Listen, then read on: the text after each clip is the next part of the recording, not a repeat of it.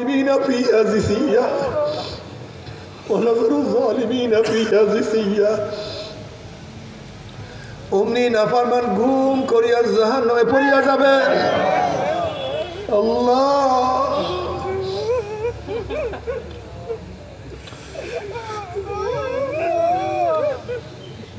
বাবারে 1 বছর 2 বছর 3 বছর 30-40 বছর না যখন পুলসের উপর থেকে পড়িয়া যাবে 70 বছর পর্যন্ত আগুনের নিচে যাইতেই থাকবে শুধু যাইতেই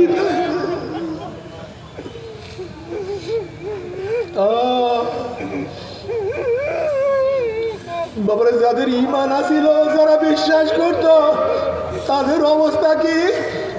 নবী ইব্রাহিম আলাইহিস সালাতু ওয়াস সালাম মাঝে মাঝে মাওলার ভয়ে বেহুশ হইয়া পড়িয়া যাইতেন নবী ইব্রাহিম আলাইহিস সালাতু মাঝে মাঝে বেহুশ হইয়া পড়িয়া যাইতেন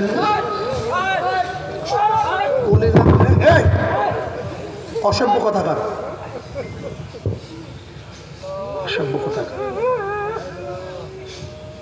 অসভ্য বেয়াকুফ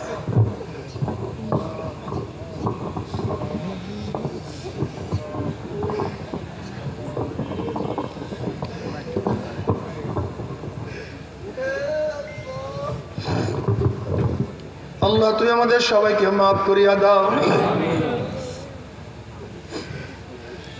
এ যাদের ঈমান আছে কথা শুনো নবী ইব্রাহিম আলাইহিস সালাতু ওয়াস সালাম মাঝে মাঝে মাওলার ভয়ে জাহান্নামের ভয়ে বেহুশ হইয়া পড়িয়া যাইতেন অনেক সময় কলিজার মধ্যে এত জোরে কম্পন হইত অনেক দূরের থেকে আওয়াজ পাওয়া যাইত আল্লাহ পাক জিবরাইলকে বলেন যাও জিবরাইল আমার হাবিবের কাছে আমার খলিলের কাছে সালাম পৌঁছাও এবং আমার খলিলের কাছে প্রশ্ন করো বন্ধু কি বন্ধুর ভয়তে বেহুশ হইতে পারে নাকি সে তো খলিলুল্লাহ সে তো আমার বন্ধু এবং নবী ইব্রাহিম আলাইহিস সালাতু ওয়াস সালাম জবাব দেয় ভাই জিবরাইল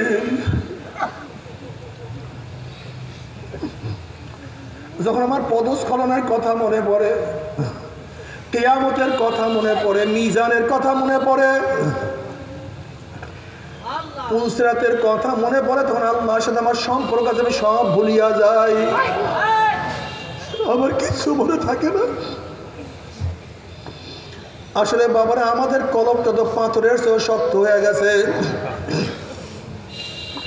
আল্লাহ পাক কালামে পাকের মধ্যে ফরমান সুম্মা কাসাত কুলুবুকুম মিন বাদি যালিকা ফাহিয়া কাল হিজারাতি ওয়া আশাদ্দু কাসওয়া ওয়া ইন্না মিনাল হিজারাতি লামা ইয়াতাফাজ্জারু মিনহুল আনহার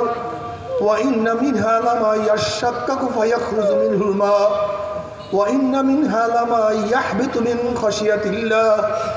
ওয়া মাল্লাহু বিগাফিলিন আম্মা তা'মালুন আল্লাহ পাক বলেন একদল মানুষের কলবটা তো পাথরের চেয়ে শক্ত হয়ে গেছে এরপর আল্লাহ পাক 3 ধরনের পাথরের বয়ান করেন 3 ধরনের পাথরের বর্ণনা দেন আল্লাহ পাক নিজেই বলেন একদল পাথর আমি মাওলার ভয়ে কাঁদতে কাঁদতে নহর জারি করিয়া ফেলাইছে আর একদল পাথর আমি মাওলার ভয়ে টাস টাস টাস টাস ফাটিয়া গেছে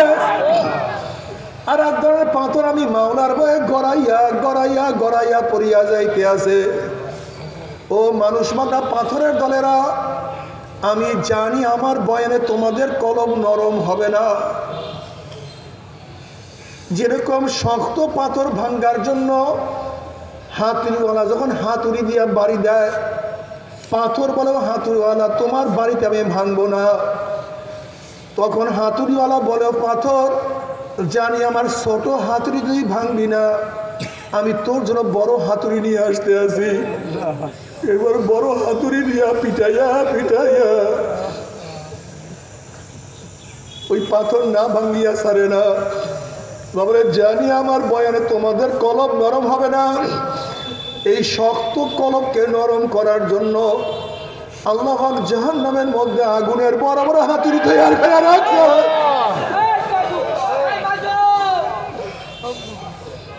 ওই হাতুড়ি দিয়ে তোমার আমার আল্লাহ মাফ করিয়া দাও শক্ত কলমকে বাড়ি না দিয়া ছাড়বে না। ও মুসলমান মুমিন,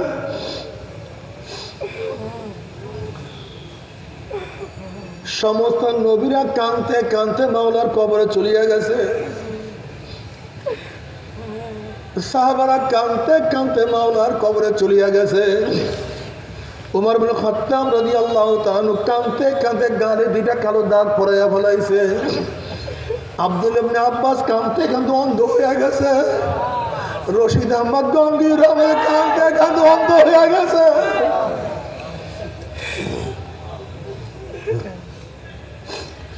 নবী আলাইহিস সালাতু ওয়াস সালামের হাদিসের মধ্যে আসছে,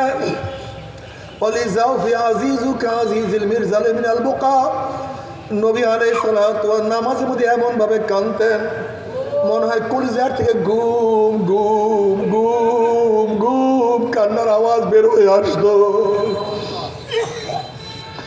বাবা তুমি একটা জিনিস কেন খেয়াল করো না, যারা আল্লাহওয়ালা দিনদার নেককার